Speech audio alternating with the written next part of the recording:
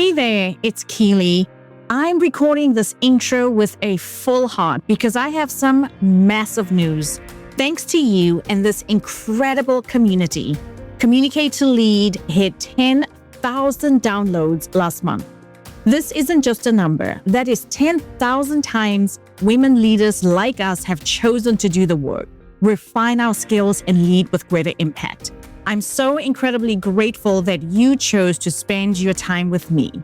To celebrate this milestone, I'm unlocking the vault. For the final 3 weeks of 2025, I am curating what I call the Hall of Fame. I am re-releasing the top 3 most downloaded, most shared episodes of the year. These are the conversations that spark the biggest breakthroughs for our listeners. Whether you are new to the show or you've been with me since day one, this is the perfect time to revisit these strategies so you can walk into 2026 with a clear plan. I will see you in January with brand new episodes. Until then, thank you for 10,000 downloads, and please enjoy the Hall of Fame.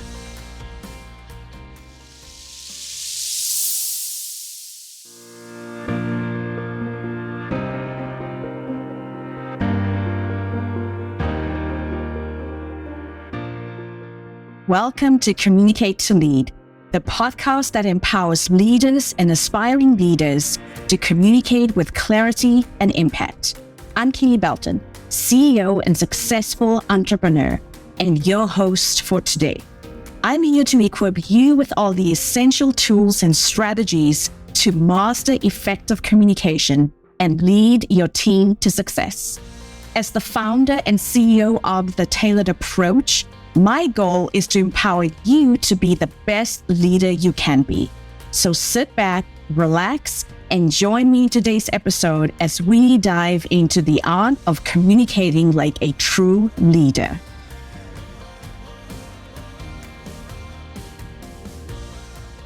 I asked my manager 3 times this month for feedback on the project proposal, and each time she said, "Looks good," without even reading it. When I brought up my development goals, she said, "We should definitely talk about that." And then nothing. She used to be so engaged, but now it feels like she's just going through the motions. I don't know if she's overwhelmed, burnt out, or just doesn't care anymore, but I'm starting to feel invisible. If that scenario sounds painfully familiar, if you're nodding along thinking, "That's exactly what I'm dealing with," then you need to hear what I'm sharing today. Welcome back to Communicate to Lead. I'm your host, Kele Belton, communication and leadership facilitator, coach, and consultant. Every Thursday, I bring you relatable stories, actionable strategies, and frameworks that you can apply immediately to advance your leadership journey. Today, we're tackling something that's affecting millions of professionals right now: how to navigate your career when your manager has essentially checked out. Whether they are overwhelmed, burned out, or quietly coasting until their next opportunity or their retirement, a disengaged manager can feel like a roadblock to everything you are trying to achieve. But here's what you need to understand from the start. A checked out boss doesn't have to check out your career advancement. In fact, learning to lead up effectively in the situation might be one of the most valuable leadership skills you can develop. Today, I'm going to show you exactly how to get what you need, protect your career trajectory, and even accelerate your growth when your manager isn't providing the leadership you deserve. By the end of this episode, my friend, you'll have a clear roadmap for thriving despite and sometimes because of an absent manager. Let me start by saying this. Your manager probably isn't a bad person. They are most likely dealing with their own challenges that you might not be aware of. But understanding what's happening doesn't mean you have to suffer professionally because of it. Here's what quiet quitting looks like in managers. They are physically present, but mentally absent. They show up to meetings, respond to emails eventually, but there's no strategic thinking or proactive leadership happening. They are doing the bare minimum to keep things running without actually leading or managing. They avoid difficult conversations. Instead of giving you real actionable feedback or having career development discussions, they default to "everything's fine" or "keep doing what you're doing." They hate confrontation and putting off tough conversations and decisions has become their default mode. They are reactive instead of proactive. They wait for problems to escalate before addressing them, if they address them at all. They are not anticipating challenges or planning ahead. They are only responding to whatever demands their immediate attention. Most importantly, they're not investing in their team's growth. The coaching, mentoring, and development that should be happening, it's probably not happening. They are not creating opportunities for you or advocating for your advancement. Here's why this happens more than you think. Burnout is at an all-time high, especially in management roles. Your manager might be dealing with impossible workloads, pressure from above, or personal challenges that are affecting their ability to lead effectively. Many people get promoted to management without proper training. They might be technically competent but lack the skills or confidence to lead people effectively. So they retreat to what they know best, which means focusing on their technical expertise instead of actually managing and leading the team they are in charge of. Sometimes they are quietly looking for their next opportunity and don't want to invest energy in their current role. Or they've been passed over for promotions themselves and have become disengaged as a result. And here's what you need to accept. Waiting for them to change is not a strategy. You can't control their level of engagement, but you can absolutely control how you respond to it. The women who advance in their careers despite having disengaged managers are the ones who learn to lead up, sideways, and around their manager when necessary. They become skilled at getting what they need without waiting for it to be handed to them. When your manager checks out, they create a leadership vacuum. And most people don't realize that leadership vacuums are actually career opportunities in disguise. When your manager isn't providing direction, someone else needs to step up and provide it. When your manager is not making decisions, someone needs to be making them. When they are not communicating with other departments, someone else needs to build those bridges. That someone could be you. But here's the critical distinction. There's a difference between stepping up strategically and simply doing and taking on more work. We're not talking about doing your manager's job for them. We are talking about demonstrating leadership qualities that will serve your career long term. So how do you step into this leadership vacuum without overstepping or burning out? I've developed a strategic leadership approach that's based on one key principle. You're not trying to replace your manager. You're trying to fill the gaps in a way that showcases your leadership potential. There are 4 key components I recommend in my approach. Step 1, become the communication bridge. When your manager isn't communicating effectively with other departments or senior leadership, you can become the person who facilitates those connections. Volunteer to attend cross-departmental meetings, offer to provide project updates to stakeholders, and make sure information flows smoothly even when your manager isn't making it happen. I had a client whose manager attended the monthly leadership meetings, but never shared any meaningful updates with the team afterward. The team felt disconnected from company priorities and struggled to understand how their daily work connected to the company's strategic goals. My client started volunteering for cross-departmental committees and company-wide initiatives where she could interact directly with senior leadership and understand their priorities firsthand. Within less than a year, senior leadership saw her as the person who was actually running that department. And when a promotion opportunity arose, she was the obvious choice. She was plucked out of her department and she started doing something slightly different from what she was doing, but she loved it. She had a great opportunity and she said yes. So step 1 is become the communication bridge. Here's step 2. Proactively solve problems before they escalate. Since your manager isn't being proactive, you can be. Identify challenges early, research solutions, and present options before small issues become big problems. This demonstrates the kind of strategic thinking that leadership notices. The key here is becoming known as someone who brings solutions, not only problems. When you notice that project deadlines are consistently tight because of a bottleneck in the approval process, don't simply mention it. Research alternative workflows and present a recommendation. When you see that client complaints are increasing about a specific issue, don't just report it. Investigate the root cause and propose fixes. That's step 2. Step 3, be a supportive team player who demonstrates leadership qualities. When your manager isn't providing much guidance or support, You can step up in ways that will help your colleagues without overstepping boundaries.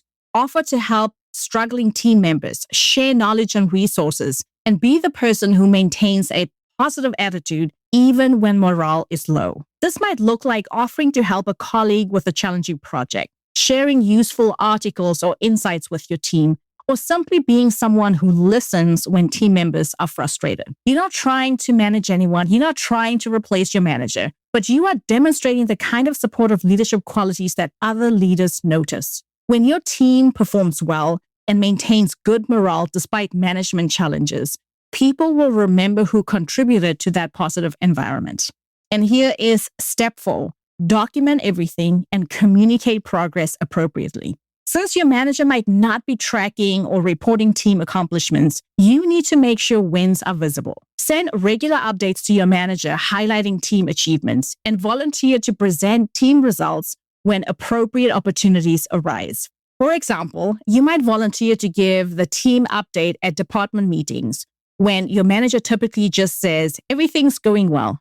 The key to doing this successfully is framing everything in terms of supporting your manager and the team's success, not replacing your manager. You are not trying to make your manager look bad. You are making sure the work gets done and the team succeeds despite the leadership gap. Here's a real example. I worked with someone whose manager was completely overwhelmed and barely responsive. Instead of waiting for directions, she strategically chose to focus on the most visible, high-impact problems that affected multiple departments. She became known as someone who could solve complex issues and communicate solutions clearly. When there was a leadership opportunity that came up, she was asked and invited to apply for the position because she had demonstrated strategic thinking and leadership qualities, not because she did everyone else's work. So the key here is not trying to do your manager's job, not trying to do all the things, but instead asking yourself, how can you strategically support your manager? How can you strategically support your team while getting visibility for yourself? Here's where you can start this week. Identify one area where your manager's absence is creating a gap. Maybe it's communication with another department, proactive problem solving, or documenting team wins. Choose one small way to fill that gap that positions you as a leader, not just someone taking on extra tasks. So that's all about the leadership vacuum and what you can do when there is a leadership gap. Next up, let's talk about building your skip level relationships. When your direct manager isn't advocating for you or providing the visibility you need, you have to create alternative pathways to advancement. This is where skip level relationships become absolutely critical. Your skip level manager is your manager's manager, and they are often unaware of the leadership vacuum you are dealing with. From their perspective, your department might seem to be running smoothly, so they don't realize that you are the one making things happen. But approaching skip level relationships requires strategy, not desperation. You can't simply bypass your manager and start complaining about them. That will backfire spectacularly and damage your reputation. Here's the strategic approach instead. Step 1, create legitimate reasons to interact. Look for projects, initiatives, or committees that naturally put you in contact with senior leadership. Volunteer for company-wide initiatives, or join employee resource groups, or offer to help with strategic projects that cross departmental lines. That is step 1. Step 2, become a reliable source of information. Skip level managers often lack visibility into what's really happening at the operational level. When you interact with them, share insights about trends you might be seeing, challenges the team might be facing, or opportunities that you have identified. Step 3, demonstrate your problem-solving abilities, not simply how good you are at reporting problems. When you do need to escalate issues that your manager isn't addressing, always come with solutions. Instead of saying, our manager never gives us feedback, you might say something different. I've been thinking about ways to improve our team's development process, and I'd love to get your thoughts on some ideas I've been researching. Notice the difference between the two. The one is complaining. The second one is being proactive and sharing what you would like to get out of the conversation and then asking them for their thoughts on that. Step 4, make your contributions visible without throwing your manager under the bus. Find ways to communicate your role without making your manager look bad. I know I've said this before, but it bears repeating. If you make your manager look bad, it's going to backfire and you are the one who's going to be struggling or suffering. So find ways where you can say, I've been supporting our manager by coordinating with the sales team on this specific initiative, rather than our manager asked me to handle this because they are too busy. Here's the communication approach that actually works. Focus on the business and your desire to contribute at a higher level, not on your manager's shortcomings. You might say, I'm really interested in developing my strategic thinking skills and understanding how our department's work fits into the broader company goals. Are there any initiatives where I could contribute while continuing to excel in my current role? Isn't that a great way to frame what you are trying to achieve and what you'd like to get out of it? One of my clients started attending optional leadership forums and asking thoughtful questions about company strategies. Her senior leaders noticed her engagement and they started asking for her input on department level decisions and even implementing some of her suggestions. So here's your opportunity. Identify one senior leader who you should have a stronger relationship with, or at least who you would like to have a stronger relationship with. Someone who influences decisions about roles like the one you want to have in the future. Find one legitimate reason to interact with them this month.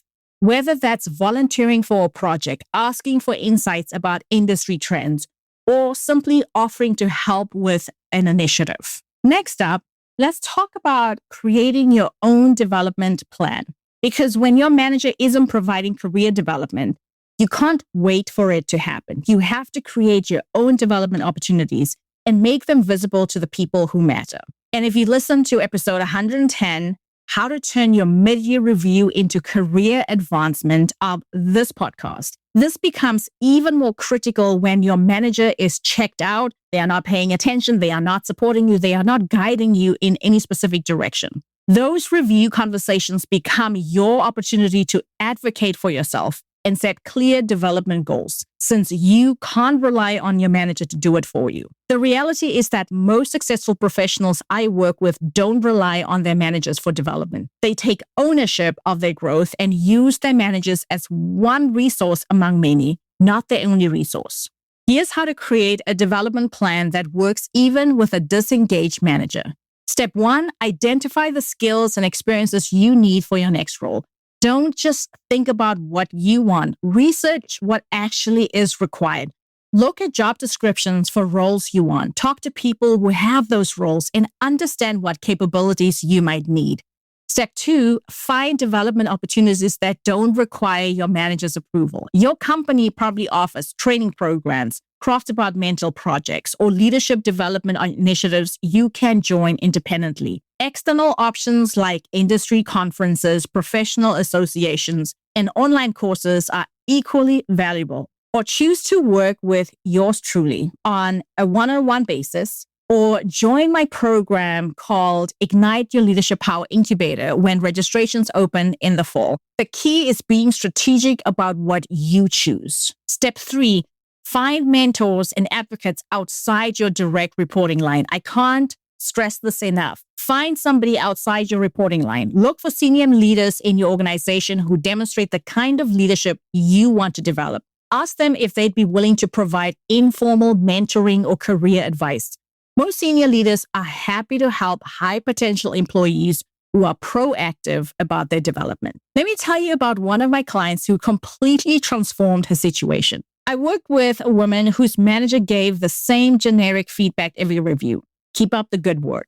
Frustrated by the lack of development, she identified a senior leader in another department who had the type of leadership style that she not only admired, but that she wanted to emulate. And she asked the senior leader if they'd be willing to provide informal career guidance.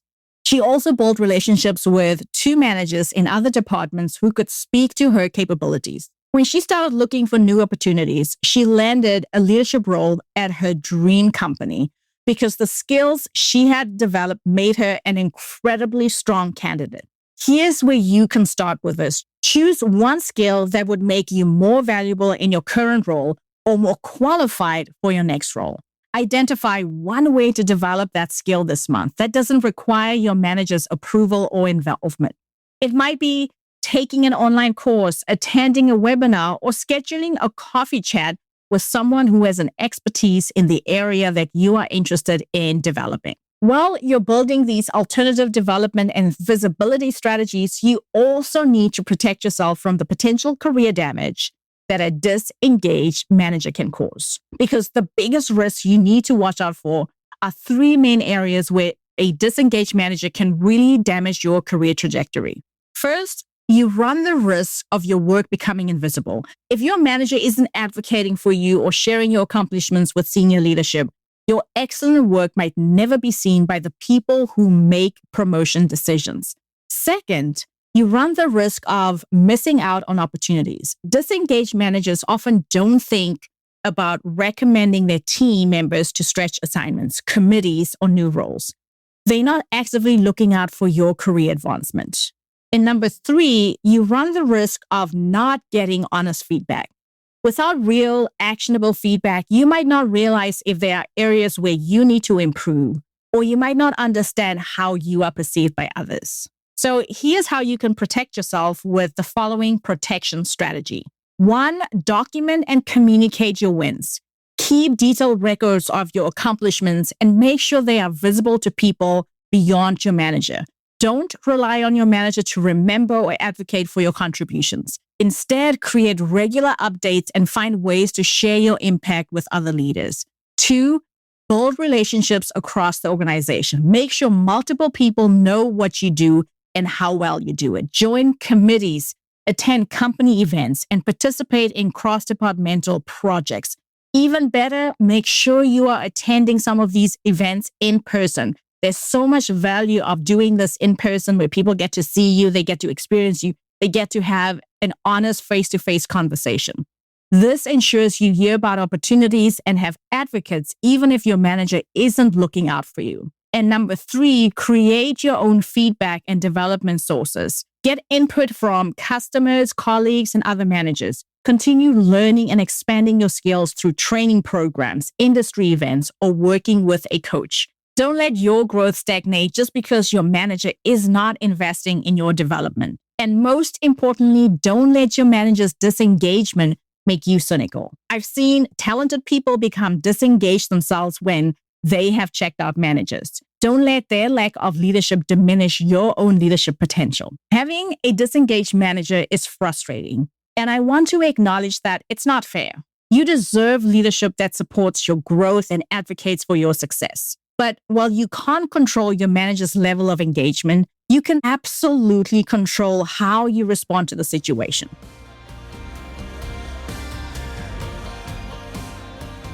The strategies we covered today, filling leadership vacuums strategically, building skip-level relationships, creating your own development plan, and protecting your career trajectory, these aren't simply survival tactics. They are leadership skills that will serve you throughout your career. I've seen clients use these exact strategies to not only survive disengaged managers, but accelerate their careers because of the leadership skills they developed in the process. Here's what I recommend you focus on this week. Pick one area where your manager's disengagement is creating a gap and identify one small way to fill that gap that positions you as a leader. Whether that's improving communication with another department, taking initiative on a stalled project, or building a relationship with senior leadership. Choose one thing and take action. Remember, you are not only managing around a difficult situation, you are developing the kind of leadership skills that will make you the manager you wish you had. And that's going to serve you well no matter what happens with your current situation. If this episode resonated with you, I'd love to hear about it. Send me a message on LinkedIn or Instagram and let me know which strategy out of the 4 you are going to implement first. Sometimes the most challenging leadership situations create the biggest opportunities for growth. Until next Thursday, my friend, I am Kele, reminding you that great communication is the foundation of inspiring leadership. Keep learning, keep growing, and remember to communicate to lead.